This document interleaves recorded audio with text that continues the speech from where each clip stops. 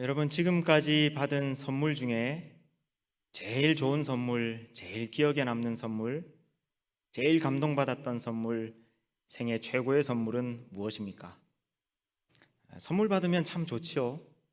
여러분 선물 받는 거 좋아하십니까? 예, 저도 선물 받는 거 좋아하는데요. 선물 받으면 좋은 이유가 물론 선물 그 자체가 좋기도 하지만 선물에는 그 선물 주는 사람의 마음이 담겨 있기 때문에 선물 받으면 좋습니다. 우리가 어떨 때 선물합니까? 뇌물 말고요. 뭔가를 바라고 하는 그런 뇌물 말고 어떨 때 선물합니까? 마음을 전할 때 선물합니다. 고마운 마음, 축하하는 마음, 사랑하는 마음을 전하고 싶을 때 선물합니다. 어떤 선물이 좋은 선물입니까? 비싼 선물이 좋은 선물입니까? 그렇지 않습니다. 마음이 담긴 선물이 좋은 선물입니다. 물론 그렇게 비싼 걸 해줄 정도로 내 마음이 크다라는 것이 잘 전달되면은 비싼 선물도 좋은 선물일 텐데 무조건 비싸다고 해서 좋은 선물은 아닙니다. 마음이 담긴 선물이 좋은 선물입니다. 선물이 이렇게 마음을 전하는 것이다 보니까 우리가 선물할 때 이것저것 신경이 많이 쓰입니다. 일단 선물 고를 때부터요. 이 선물을 이거 받는 사람이 좋아할까? 필요할까? 마음에 들어 할까? 고민이 되고요. 그리고 어렵게 또 고르고 나서 어떻게 합니까? 포장도 하죠. 예쁘게 포장도 하고. 그것만으로 안 되겠다 싶으니까 손글씨로 카드나 편지를 써서 선물에 담기도 합니다. 왜냐하면 선물은 마음을 전하는 것이기 때문에 그렇습니다. 하나님은 우리를 참 많이 사랑하십니다. 하나님은 저와 여러분 우리를 향한 마음이 크십니다. 그래서 하나님은 우리에게 선물을 많이 주십니다. 아침에 떠오르는 태양도 선물입니다. 불어오는 바람도 선물입니다. 생명을 주는 빗방울도 선물입니다. 봄꽃도 선물입니다. 맛있는 과일도 선물입니다. 내 코끝에 있는 호흡도 선물입니다. 내 가슴 속에 뛰고 있는 이 심장 박동도 선물입니다. 이 성경책도 선물입니다. 그리고 주님께서 우리에게 주신 구원도 선물이고 예수 그리스도도 선물이고 믿음도 선물이고 또 성령으로 주신 각양 은사와 능력들도 선물입니다. 그리고 우리에게 주신 우리 가족도 선물입니다. 또 지금 우리가 이렇게 함께 예배드리는 우리 수원성 청년 공동체도 선물입니다. 그리고 여러분 옆에 앉아 있는 사람도 선물입니다. 이렇게 함께 예배드리는 이 귀한 시간도 선물입니다. 하나님이 우리에게 주신 이 선물을 이걸 다 열거하려 그러면은 아마 오늘 설교가 밤까지도 안 끝날지 모르겠습니다. 하나님이 우리를 사랑하셔서 그 마음 가득 담아 주신 선물을 사실 생각해 보면 너무 많습니다. 여러분 그 수많은 선물들 하나님께서 우리에게 주신 그 선물들을 그리고 그 선물에 담긴 하나님의 마음을 느낄 수 있었으면 좋겠습니다. 자, 그런데 여러분 우리가 이렇게 하나님께 받기만 해도 되는 걸까요? 하나님으로부터 이렇게 많은 선물들을 매일매일 받으면서 살아가는데 우리는 이렇게 입 싹 닫고 아무것도 안 드려도 되는 걸까요? 양심이 있다면 우리도 뭔가 하나님 앞에 좀 드려야 되겠죠. 여러분 우리가 하나님께 드리는 선물 그것을 성경에서는 예물이라고 합니다. 여러분 사실 하나님은 뭔가 부족한 분이 아닙니다. 무언가 필요한 것이 있으신 분이 아닙니다. 하나님은 그 자체로 충만한 분이십니다. 그래서 뭔가 필요하셔서 우리가 그 필요를 채워드려야 할 그런 하나님이 아닙니다. 하나님은 하나님 자체로 충만한 분이십니다. 그런데 왜 우리가 하나님께 드려야 할까요? 왜 하나님은 우리가 드리는 선물, 예물을 받으시는 걸까요? 선물에는 마음이 담기기 때문에 그렇습니다. 선물은 마음을 표현하는 것이기 때문에 그렇습니다. 하나님은 예물 그 자체가 아니라 그 예물에 담긴 우리의 마음을 원하십니다. 그래서 예물을 드리는 것입니다. 예물은 우리의 마음을 드리는 것이다 라는 이 의미가 잘 담겨 있는 성경 구절이 오늘 조금 전 읽은 오늘의 본문 레위기 1장 2절 말씀입니다. 우리 다시 한번 레위기 1장 2절을 같이 읽겠습니다. 시작. 이스라엘 자손에게 말하여 이르라. 너희 중에 누구든지 여호와께 예물을 드리려거든 가축 중에서 소나 양으로 예물을 드릴지니라. 아멘. 여러분, 여기 여호와께 예물을 드리려거든 할 때 저 예물이라는 단어 저기에 줄을 그어 놓으시고요. 그 밑에다가 코르반이라고 써두시기 바랍니다. 코르반, 코르반. 예. 이 예물에 해당되는 히브리어 단어가 코르반입니다. 코르반. 여러분, 이 코르반이라는 단어를 어디선가 들어본 듯 하지 않습니까? 어디서 들어봤습니까? 여러분, 예수님 그 말씀 중에 예수님이 한 번은 이런 말씀하십니다. 마가복음 7장 11절 말씀인데요. 너희는 이르되 사람이 아버지에게나 어머니에게나 말하기를 내가 드려 유익하게 할 것이 고르반 곧 하나님께 드림이 되었다고 하기만 하면 그만이라 하고. 네. 여러분, 이게 지금 무슨 말씀이냐면은 어떤 사람이 부모님을 잘 봉양해야 되는데 부모님을 잘 봉양하지 않으면서 핑계를 대더라는 겁니다. 아, 이거는 하나님께 바쳐진 예물입니다. 고르반입니다. 그래서 내가 부모님을 섬길 지금 돈이 없습니다 하고 핑계 댈 때 사람들이 고르반이라는 말을 쓰더라는 겁니다. 예수님 지금 이거 책망하시는 거죠. 그거 성경을 그리고 율법을 잘못 써먹는 거다. 그거 나쁜 거다. 그렇게 핑계 대서는 안 된다 하고 책망하실 때 예수님이 고르반이라는 단어를 쓰십니다. 이 고르반이라는 단어가 바로 오늘 레위기에 나오는 예물이라는 단어의 히브리어입니다. 자, 그런데 여러분, 이 예물이라는 단어, 코르반이라고 하는 이 단어가 본래 어디에서 온 단어냐면은 케레브라고 하는 히브리에서 온 단어예요. 여러분, 코르반, 케레브 두 단어가 비슷하잖아요. 근데 이 케레브라고 하는 이 단어의 뜻이 뭐냐면은 심장 혹은 내장, 중심, 속을 의미합니다. 그래서 여러분 그 시편 103편 1절에 보면 이런 구절이 있습니다. 내 영혼아 여호와를 송축하라. 내 속에 있는 것들아 다 그의 거룩한 이름을 송축하라. 할 때 여러분 저기 내 속에 있는 것들 있죠. 저 내 속에 있는 것들이 바로 케레브예요. 케레브. 그러니까 케레브는 내장, 심장, 나의 중심, 속 그것을 의미하는 것이 바로 케레브입니다. 그러면 여러분 이 케레브라고 하는 단어에서 코르반 예물이라는 단어가 나왔으니까 우리가 주님 앞에 코르반을 드린다는 것, 예물을 드린다는 것의 의미가 뭐겠습니까? 뭘 드린다는 겁니까? 사실은 나의 심장을 드리는 겁니다. 나의 중심을 드리는 겁니다. 나의 속 사람을 드리는 겁니다. 나의 진정을 드리는 것입니다. 예물은 나의 심장을 드리는 것이다라는 이것을 일생의 모토로 삼은 그리고 신앙 고백으로 삼은 사람이 있습니다. 바로 종교개혁자였던 깔뱅이었습니다. 여러분 화면을 보시겠습니다. 여러분 저 그림 손바닥 위에 심장이 올려져 있고 저 심장을 주님께 드리는 저 그림 있죠. 저 문장이 바로 깔뱅을 상징하는 깔뱅의 문장입니다. 깔뱅이 그렇게 고백합니다. 나의 심장을 주님께 드립니다. 즉시 그리고 진심으로. 여러분 깔뱅의 이 고백 이게 바로 예물을 드린다라고 할 때 그 예물의 진정한 의미입니다. 코르반 예물은 주님께 심장을 드리는 겁니다.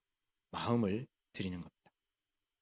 코르반이라고 하는 이 단어 자체에도 예물은 마음을 드리는 것이다라는 것이 잘 담겨 있지만은 그 예물의 종류를 살펴봐도 잘 알 수 있습니다. 여러분 하나님께 예물 드리고 싶다고 해서 아무거나 마음대로 드릴 수 있는 것이 아닙니다. 여러분 하나님께 예물 드릴 때는 보통 제사의 형태로 드리거든요. 근데 하나님께서 그 제물로 바칠 수 있는 그 제물의 종류를 하나님께서 정해 주셨습니다. 예. 그래서 그 정해 주신 그 제물의 종류가 뭐냐면은 오늘 본문 레위기 1장 2절을 우리 다시 한번 읽겠습니다. 시작. 이스라엘 자손에게 말하여 이르라. 너희 중에 누구든지 여호와께 예물을 드리려거든 가축 중에서 소나 양으로 예물을 드릴지니라. 아멘. 자, 여호와께 예물을 드리려거든 뭘 드리라고요? 가축 중에서 소나 양으로 예물을 드려라. 네. 동물 제사로 하나님께 예물 드릴 때는 가축을 드립니다. 아무 동물이나 잡아서 드릴 수 있는 것이 아닙니다. 가축을 드리는 거예요.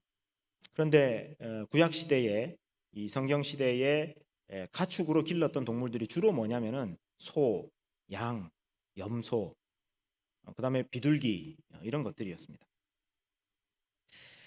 자, 이런 것들을 하나님께 예물로 드릴 수가 있었고, 이건 동물 제사일 경우이고요. 그다음에 또 동물 제사 말고 하나님 앞에 예물로 드릴 게 있는데 그게 뭐냐면은 바로 곡식입니다. 곡식, 보리나 밀 같은 그런 곡식으로 가루를 드리거나 혹은 빵을 만들어서 드리거나 하는 그런 제사, 그런 제물이 있습니다. 하나님께서는 하나님께 드릴 수 있는 제물의 종류를 그렇게 딱 두 종류로 한정하셨습니다. 동물 제사를 드릴 때는 가축 중에서, 그리고 또 곡식을 하나님 앞에 드릴 수 있도록 그렇게 한정하셨습니다. 왜 그러셨을까 하는 거죠. 왜 하나님께서는 가축과 곡식으로만 예물을 드리도록 하셨을까라는 거죠. 이런 제물들이라야 제물 드리는 사람의 삶이 그리고 마음이 가장 잘 담길 수 있기 때문입니다. 여러분, 이 구약 시대의 사람들이 주로 뭘 하고 살았느냐? 그들의 대부분의 생업이 뭐였느냐면은 주로 목축하거나 농사짓는 일이었습니다. 그러니까 여러분, 목축하는 사람에게 있어서 소나 양은 그들의 삶이 제일 진하게 담긴 제물이 되겠죠. 낮에 양을 먹이고 풀을 뜯게 하고, 또 밤에는 그 양떼들을 지키고, 그리고 또 때가 되면은 그 양으로부터 털을 얻고 또 젖을 얻고 고기를 얻고 하면서 그렇게 살아가는, 목축을 하면서 살아가는 사람들에게 이 양이나 염소는 그들의 삶 그 자체예요. 그들의 마음이 제일 진하게 담겨 있는, 애착이 제일 진하게 담겨 있는 제물이 바로 가축이에요. 그걸 드리라는 겁니다. 그다음에 농사 짓는 사람들, 그죠? 농사 짓는 사람들에게 이 곡식은, 농사지어서 수확한 그 곡식은 그들의 삶 그 자체였던 겁니다. 씨 뿌리고 또 물 주고 또 잡초 제거하고 비료도 뿌리고 하면서 정성껏 길러가지고 곡식을 수확하고 나서 그 곡식을 하나님 앞에 드린다라고 했을 때 그 곡식은 그냥 곡식이 아닌 거예요. 드린 사람의 삶이 고스란히 담겨 있는 예물이었던 겁니다. 그래서 하나님께서 예물을 정해 주실 때 너희는 나에게 예물을 바치려거든 가축 중에서 바쳐라. 너희들의 삶이 그리고 마음이 제일 많이 담겨 있는 가축을 바쳐라. 그리고 곡식을 바쳐라 라고 하나님께서 말씀하신 겁니다. 하나님께서 또 이렇게 그 제물 종류를 정해 주신 거는요, 이런 것도 있습니다. 이런 이유도 있습니다. 만약에 하나님이 이 예물의 종류를 가축이나 곡식으로 정해 주시지 않았다면 사람들이 하나님께 드리고 싶은 대로 마음대로 드려라라고 하면은요, 또 막 이 재물 경쟁, 예물 경쟁이 막 일어날 겁니다. 나는 하나님 사랑하는 마음이 큽니다. 나는 코끼리를 잡아드리고 싶습니다. 어떤 사람은요, 나는 호랑이를 잡아드리고 싶습니다. 난 고래를 잡아드릴 겁니다. 막 이런 사람들도 있을 거고요. 서로 막 재물 경쟁, 예물 경쟁하고 그럴 겁니다. 하나님 그런 거 원치 않는 거예요. 나는 너희들의 삶이 담긴 재물, 너희들의 마음이 담긴 예물을 원한다 하는 뜻에서 하나님이 가축과 곡식으로 예물을 정해 주신 겁니다. 자, 그러니까 한번 정리해 봅시다. 이 예물들, 하나님 앞에 예물을 드린다는 것, 선물을 드린다는 것, 뭘 드린다는 겁니까? 코르반이라고 하는 단어에서 보나, 예물의 종류에서 보나 뭘 드린다는 겁니까? 마음을 드린다는 겁니다. 삶을 드린다는 겁니다. 그런데 여러분, 구약 성경의 역사를 보십시오. 하나님이 본래 원하셨던 제물은 그런 것이었는데 시간이 지나면서 이게 점점 변질되어 가버립니다. 그래서 예물을 하나님 앞에 많이 드리는데, 양이나 소를 잡아드리고 하는 제사는 많은데 정작 그들의 마음은 빠져 있고 그들의 삶은 빠져 있고 형식적인 제사만 계속 하나님 앞에 가더라는 겁니다. 그래서 하나님께서 그런 세상을 향해서 선지자를 보내셔 가지고 이렇게 외치십니다. 사무엘상 15장 22절입니다. 함께 읽을까요? 시작. 사무엘이 이르되 여호와께서 번제와 다른 제사를 그의 목소리를 청종하는 것을 좋아하심 같이 좋아하시겠나이까. 순종이 제사보다 낫고 듣는 것이 순양의 기름보다 나으니. 하나님께서 정말 저런 번제와 제사보다도 목소리, 하나님의 말씀, 하나님의 목소리 청종하는 것을 좋아하신다. 순종이 제사보다 나은 거다. 하나님 말씀을 듣는 것이 순양의 기름보다 낫다. 호세아서 6장 6절에서는 이렇게 말씀합니다. 시작. 나는 인애를 원하고 제사를 원하지 아니하며 번제보다 하나님을 아는 것을 원하노라. 자, 하나님이 제사에서 또 예물에서 정말 원하셨던 것은 마음이었고 삶이었는데 그게 다 빠져버리니까 형식만 남으니까 하나님 그거 안 받겠다고 하신 거예요. 내가 정말 원하는 것은 너희들의 마음을 원한다. 너희들의 삶을 원한다. 여러분, 이것이 지난주에 이어서 제가 거듭거듭 말씀드리지만 하나님의 거룩하심, 하나님의 거룩한 성품의 특징입니다. 여러분, 가짜 종교 이방신들은 제물 바치면 그리고 제물이 더 클수록 더 화려할수록 더 비쌀수록 더 정성이 가득 담길수록 그냥 그걸로 끝이에요. 하나님은 제물 그 자체를 원하시는 게 아니에요. 여러분, 하나님이 양을 바치고 불살라 바치고 빵을 만들어 바친다고 해서 하나님이 그 양고기를 드시겠습니까? 빵을 드시겠습니까? 그럼 뭐 하시겠습니까? 하나님은 그 예물 자체가 필요한 것이 아니라 그 예물에 담긴 그 사람의 마음, 그리고 그 예물을 바치기까지의 그 사람의 삶, 하나님께서는 정말 그것을 원하셨던 것이다 라는 거죠. 자, 그러면은 지금 우리는 하나님께 어떤 예물을 드립니까? 지금 우리는 더 이상 구약시대처럼 목축을 하거나 농사를 짓거나 하지 않습니다. 지금은 우리가 대부분 예물을 드릴 때 뭘로 예물을 드립니까? 여러분, 오늘도 하나님 앞에 봉헌 시간에 예물을 드렸죠. 무엇으로 예물을 드렸습니까? 돈으로 예물을 드렸죠. 왜냐하면 지금은 우리가 목축하고 농사 짓는 시대가 아니기 때문이에요. 주로 우리의 모든 경제 활동이 돈으로 환산되는 그런 시대이기 때문에 요즘은 돈으로 예물을 드립니다. 자, 근데 여러분이 조금 전에 이 봉헌 시간에 예물 드릴 때 드린 그 예물에는 무엇이 담겨 있습니까? 지난 한 주간 여러분의 노동의 열매가 담겨 있죠.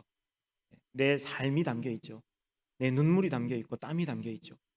또 내가 하나님의 사람으로 일주일 동안 몸부림치면서 살아내고자 했던 내 삶의 또 믿음의 분투가 그 안에 담겨 있죠.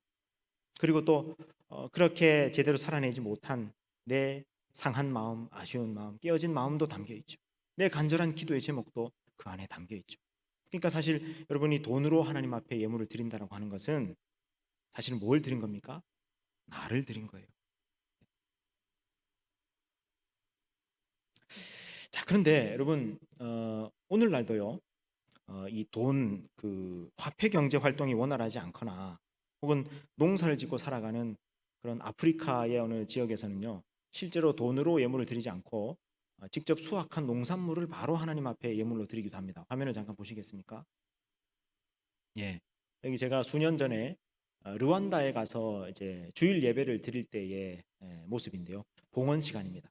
봉헌 시간이 되니까 사람들이요, 전부 자기가 농사지은 옥수수 가져오고 땅콩 가져오고 호박 가져오고 이래가지고 봉헌 시간에 저 앞에다가 다 저렇게 봉헌하는 거예요. 저기는 화폐 이 경제 활동이 원활치 않으니까요. 저렇게 예물을 드리기도 합니다. 자, 그러면은 보십시오. 아프리카 어떤 곳에서는 이렇게 직접 수확한 농산물로 예물을 드리고 한국에서는 돈으로 예물을 드리는데, 그러면 이제 우리가 이런 생각이 드는 겁니다. 자, 구약 시대는 목축을 하고 또 농사 짓고 하던 시대니까 양, 염소, 또 곡식을 드렸고, 지금은 화폐 경제 시대니까 돈으로 예물을 드린다라고 했을 때, 여러분, 이게 단지 이제 경제 활동의 내용이 바뀌었으니까 목축하던 시대에서 지금 화폐 경제 활동의 시대로 바뀌었으니까 재물의 종류가 이렇게 바뀌었다. 그래서 우리는 지금 돈으로 예물을 드리면 된다. 이렇게만 생각을 하면요, 여러분 이게 안 됩니다. 여기서 끝나면 안 되는 거예요. 여러분 만약에 단지 예물의 종류가 양염소에서 돈으로 바뀌었다라고만 생각하면 이거는요 구약 시대하고 지금하고 아무 달라질 게 없는 거예요.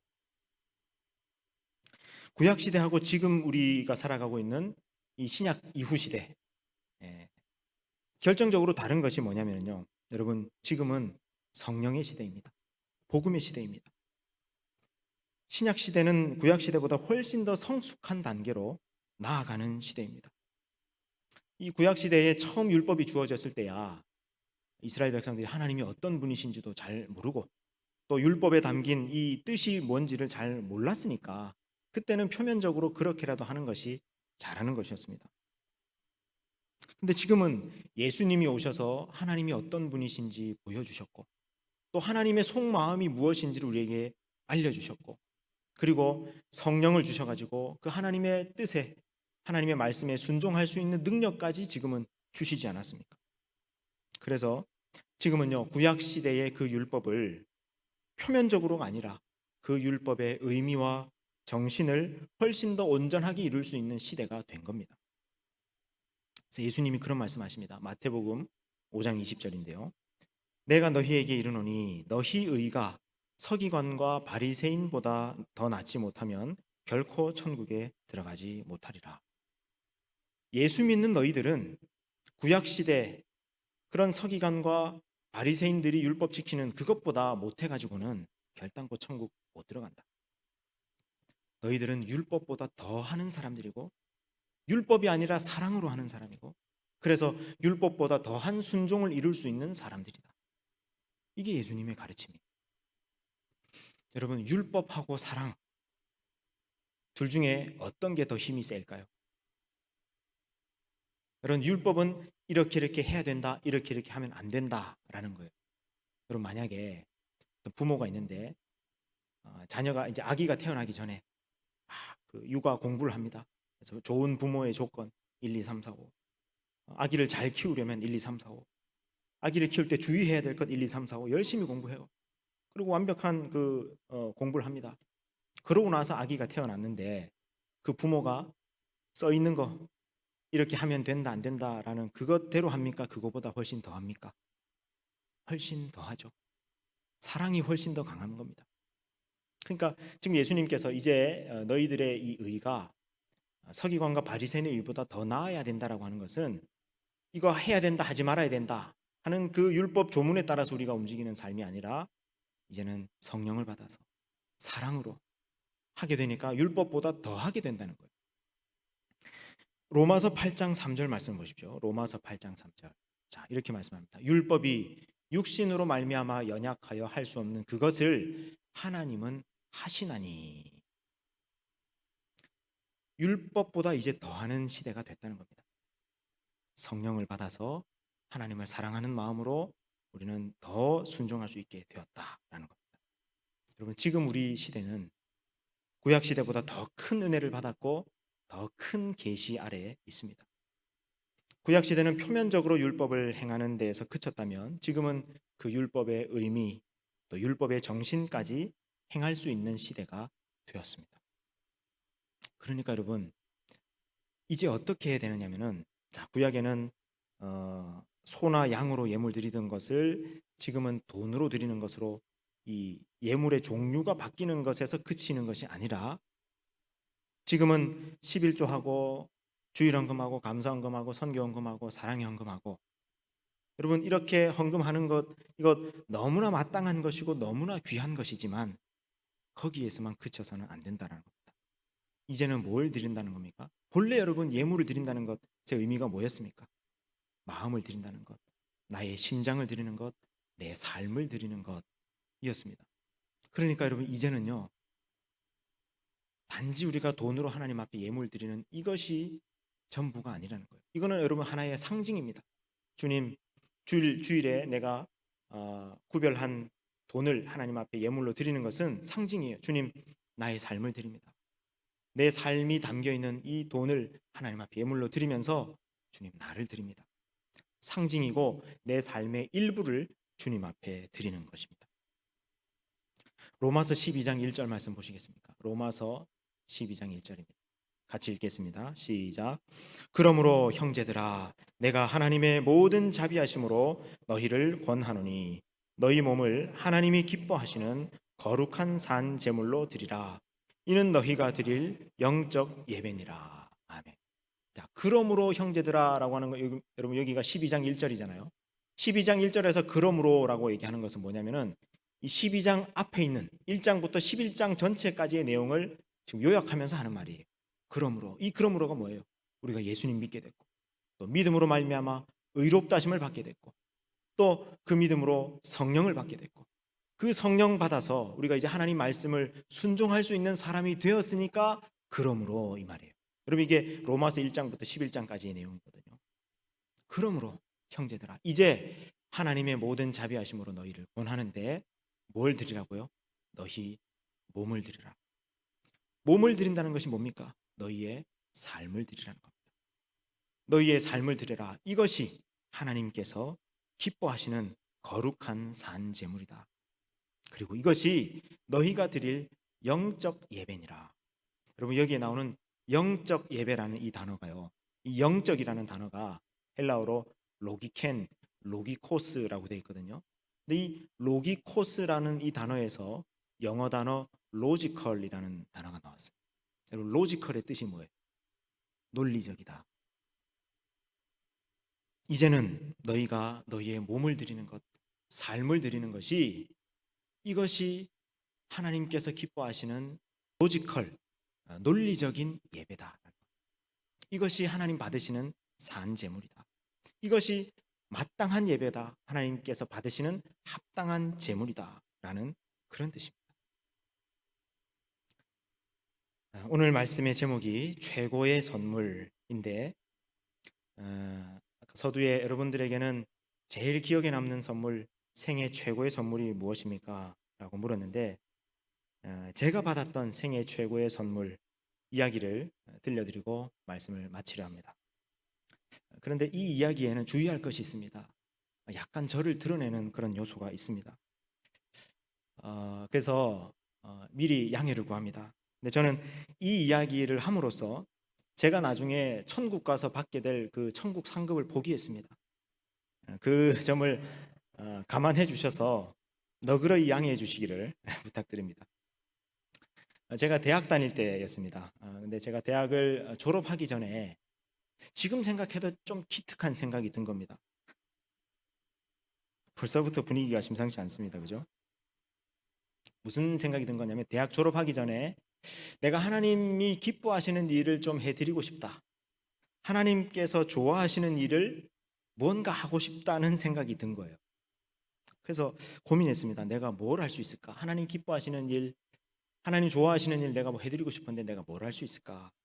아직 학생이니까 돈은 없고 그래서 돈으로 할 수 있는 것은 못하고 뭐 할 수 있을까 고민하다 보니까 내가 그 할 수 있는 것이 학생들 가르치는 거 할 수 있으니까 돈이 없어가지고 학원 못 다니고 어려운 그런 학생들이 있다면 공부 가르쳐 주는 일 내가 할 수 있겠다 싶었어요.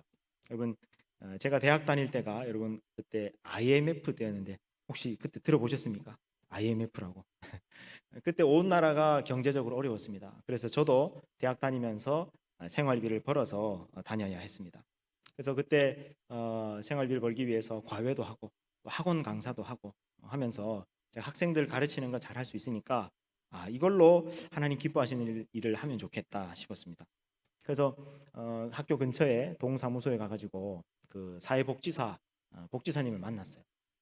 제가 여차저차 학원 강사도 하고 하는데 혹시 여기에 가정 형편이 어려워서 공부하고 싶은데 못하는 그런 그 아이들이 있다면은 좀 연결 좀 시켜주세요. 그랬더니 이제 있다고 저를 태워가지고 그 복지사님하고 어느 동네에 이제 들어갔습니다. 차를 타고 한참 들어갔는데 가서 보니까요 할머니하고 사남매가 사는 집이었어요. 그래서 위에는 고2 여학생 그리고 중2 여학생 있고 그 다음에 밑에는 초등학교 2학년 1학년 남자아이들 둘이 그렇게 살아가는 사남매와 할머니가 살아가는 집이었습니다. 무슨 사연이 있었는지 모르지만 이 아이들이 엄마 아빠와 함께 살지 못했고 할머니하고만 어렵게 살아가고 있는 집이었는데 이제 제가 거기서 1년간 일주일에 한 번씩 가서 가정교사가 돼가지고 가서 이제 공부를 가르쳐 주기 시작했습니다. 그래서 고등학생, 중학생 우리 아이들에게는 수학을 가르쳐 주고 또 이 초등학생 남자 아이들에게는 덧셈, 뺄셈, 또 구구단, 또 한글 가르쳐 주고 그랬습니다. 그리고 또 어떤 날은 동네에서 마당에서 그 같이 공차기를 하기도 하고 또 아이스크림도 같이 사 먹고 그렇게 지냈습니다. 근데 한 번은 제가 그 저녁마다 이제 갔었는데 밤에 수업을 하다가 화장실에 가고 싶어가지고요. 이제 물었습니다. 얘들아, 화장실이 어디냐? 선생님 화장실 좀 갔다 와야 되겠다. 하니까요. 대답을 안 하고 서로 눈치만 보면서 막 키득키득 하면서 눈치만 보고 대답을 안 하는 겁니다. 야, 화장실 어디냐니까. 선생님 지금 급하다. 그러니까 제일 큰 아이인 이 고2 되는 그 이제 학생이 그러는 겁니다. 선생님, 화장실이 저희 집에 하나 있긴 있는데요. 아마 선생님 쓰시기 조금 어려울 거예요. 불편하실 거예요. 아, 그런 게 어딨냐? 나 화장실 뭐 다 괜찮다. 어딨냐고 하니까 마당에 있다는 거예요. 그래서 이제 마당에 나가서 이제 화장실을 보니까 여러분 옛날에 이렇게 그 재래식 화장실 있죠. 화장실이 따로 마당에 이렇게 있는 그래서 구덩이가 이렇게 있고 있는 그런 재래식 화장실이었는데 들어가려고 보니까요. 불 켜는 곳이 없는 겁니다. 스위치가. 그래서 이제 도로 다시 들어와서 야, 불 켜는 곳이 없더라. 이거 불 어디서 켜냐? 물었더니요. 그 화장실은 본래 스위치가 없답니다. 그러면 불을 어떻게 켜냐? 불은 있어요 보니까. 근데 불을 어떻게 켜냐 그랬더니 전구를 돌려가지고 불을 켜고 다시 돌려가지고 불을 끈답니다. 아 그렇구나. 그래서 이제 제가 가가지고 이제 전구를 돌려서 불을 켜니까 불이 들어오는 거예요. 그래서 봤더니 그 화장실에 뭐 재래식 화장실 여러분 아시죠? 구덩이 있고 널빤지 2개 있고 한 대가 화장실 안에 보니까 또 쥐가 지나다니고 막 그래요. 그래서 아이고 얘네들이 이래서 나한테 얘기 못하고 그렇게 주저주저 했구나 싶었습니다. 그래서 이제 전구를 돌려서 끄고 나오는데 마음이 너무 아픈 거예요. 왜냐하면 얘네들이 어린 아이들 초등학교 1학년, 2학년 남자아이들이 그거 어떻게 돌려서 키겠습니까? 그러니까 너 할머니가 켜주거나 누나들이 켜주거나 그렇게 해야 되는 거예요. 그래서 아이고 참 이거 스위치 있으면 좋겠다 하고 제가 마음이 아팠어요. 그래서 제가 스위치를 달아주기로 한 겁니다. 여러분 제가 그 군대에서 제대하고 난 직후에 학교 복학하기 전에 잠깐 아르바이트를 했는데 그때 뭘 했냐면 전기공사 보조 시다라 그러죠 전문 용어로. 근데 그 전기공사 보조라는 게 뭐냐면은 주로 그 스위치 달고 전선 까고 뭐 이렇게 전구 끼워 놓고 하는 뭐 그런 거예요. 그런 거 제가 잠깐 했었거든요 몇 개월 동안. 그래서 제가 용기가 스위치 정도는 내가 달 수 있겠다. 전선이 나와 있으니까 뭐 스위치 다는 건 어렵지 않겠다. 해가지고는 이제 제가 스위치 달아주려고 제 친한 친구 한 명 데리고 이제 갔습니다. 가가지고 이제 스위치를 막 달아주는데 이제 저도 뭐 어설프다 보니까요. 스위치 닿는데 자꾸 두꺼비 내려가고 막 난리가 난 겁니다. 근데 어찌저찌 막 제가 진땀을 흘리면서 스위치 달아줬어요. 스위치 달아주니까요. 이 어린 남자의 둘이가 너무너무 좋아하는 거예요. 자기도 이제 스위치 켜고 화장실 갈 수 있게 됐다고 너무너무 좋아하곤 했었습니다. 이제 시간이 흘러서 1년의 시간이 이제 지났고 제가 대학을 졸업할 때가 됐습니다. 그래서 아이들과도 이별할 시간이 온 겁니다. 이별하면서 마지막 이별 선물을 해주고 싶었습니다. 그래서 제가 서울로 왔다가 내려가면서 그때가 겨울이었는데 그래서 이 고2, 중2 여학생 둘에게는 목도리하고 장갑을 사고 그리고 이 어린 남자아이들에게는 내복을 샀습니다. 왜 내복을 샀냐면은 그때 겨울이었는데 이 아이들 이 내복이 무릎이 다 빵꾸가 나 있는 거예요. 그래서 겨울에 춥겠다 싶어서 내복을 또 한 개 이제 2개 사가지고 포장을 했습니다. 정성스럽게 포장하고 거기에 이제 편지를 썼습니다. 제가 좀처럼 손편지 잘 안 쓰는 사람인데 그때 손편지를 썼습니다. 사랑하는 누구 누구 누구 누구야. 너희들과 함께한 지난 1년의 시간이 선생님은 참 즐거웠다, 행복했다. 그런데 이제 떠날 시간이 됐다. 이별할 시간이 됐다. 그런데 하나님이라는 분이 계시다. 그 하나님은 너희들을 정말 사랑하는 분이시다. 너희들도 그 하나님을 꼭 만났으면 좋겠다. 그 전까지는요, 제가 하나님이라는 단어를 이야기하지도 않았어요. 교회라는 단어를 일부러 얘기 안 했어요. 왜냐하면 하나님 얘기하면 저 사람 또 우리 교회 데려가려고 저런다 싶을까봐 1년 동안 제가 아무 얘기 안 했어요. 근데 이제 이별하면서 자 그렇게 편지를 썼습니다. 그리고 그 선물을 주고는 눈물의 이별을 하고 저는 서울로 올라왔습니다. 2달 뒤에 전화가 걸려왔습니다. 제일 큰 아이에게서 전화가 걸려왔는데, 선생님 한 번만 더 저희 집에 와줄 수 없어요? 라고 전화가 온 겁니다. 왜? 그랬더니 이유는 묻지 말고요, 한 번만 더 와주셨으면 좋겠어요. 그래, 그러면 내가, 그렇잖아도 그때 졸업식이 있어가지고 졸업식 하러 이제 가야 되니까, 그때 졸업식 하러 갈 때 내가 잠깐 들르마 하고 이제 전화를 끊었습니다. 그래서 졸업식이 끝나고 저녁이었는데 밤 한 8시쯤인가 이제 집에 들어갔습니다. 들어가서 보니까요, 이 사남매하고 할머니가 저를 기다리면서 선생님 오시면 먹을 거라고 양념치킨 2마리 시켜놓고 저를 기다리고 있는 겁니다. 여러분, 그때가 저녁 8시인데 배가 얼마나 고팠겠습니까? 그리고 양념치킨 시켜놓고, 여러분 그 양념치킨 냄새 아시잖아요. 그걸 앞에 두고 그 얼마나 그 아이들이 먹고 싶었겠습니까? 근데 선생님 오시면 먹을 거라고 기다리고 있던 겁니다. 아이고, 이게 뭡니까? 같이 드시죠 하면서 이제 막 한참 양념치킨을 맛있게 먹고 있는데, 제일 큰 아이 되는 그 이제 학생이 자기 뒤에 감춰뒀던 선물 꾸러미를 하나 주섬주섬 꺼내는 겁니다.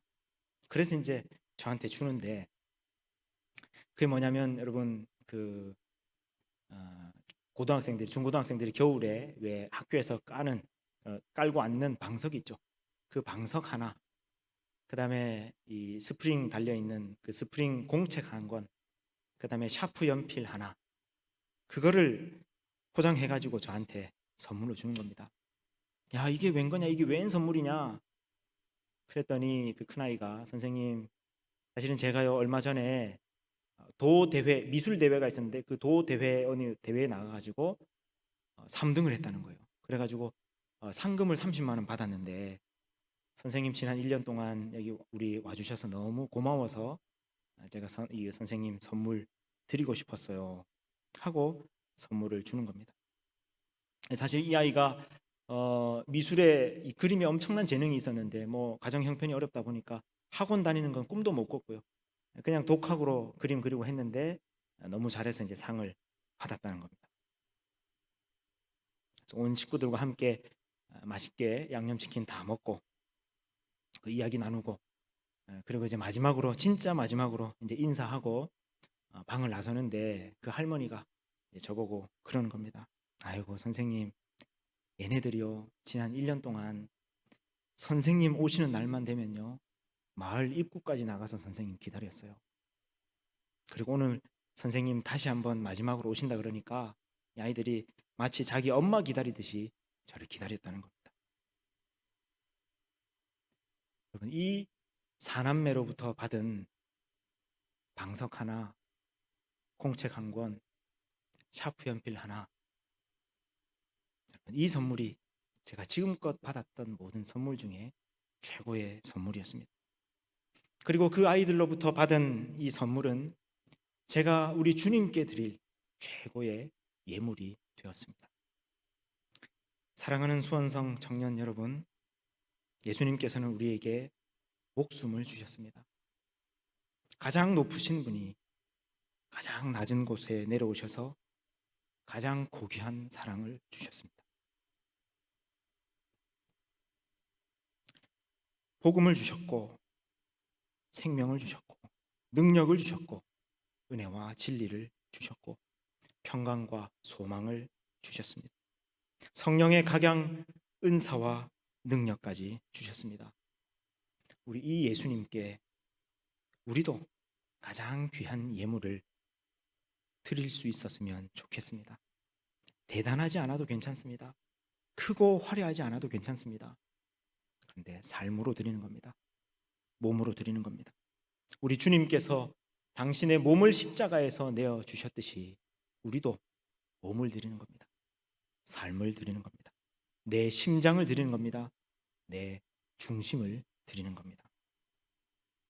우리 주님은 주일에 이렇게 예배 한번 드리고 천국 가겠다, 지옥 안 가겠다, 기도 몇 번 하고 헌금 좀 내고 소원 성취되겠다 하는 여기서 그치는 그런 세상 종교 수준의 예배를 경배를 받으실 분이 아닙니다. 우리 주님은 우리에게서 가장 고귀한 예물을 예배를 받으시기에 합당하신 하나님이십니다. 여러분, 선물 중에 핸드메이드가 좋다 그러죠. 정성과 마음이 담겨 있으니까. 그렇다면 여러분, 우리가 주님께 드릴 선물은, 예물은 핸드메이드가 아니라 라이프메이드입니다. 여러분, 우리 주님께 이 라이프메이드의 선물을 드리는 저와 여러분이 되시기를 우리 주님의 이름으로 축원합니다.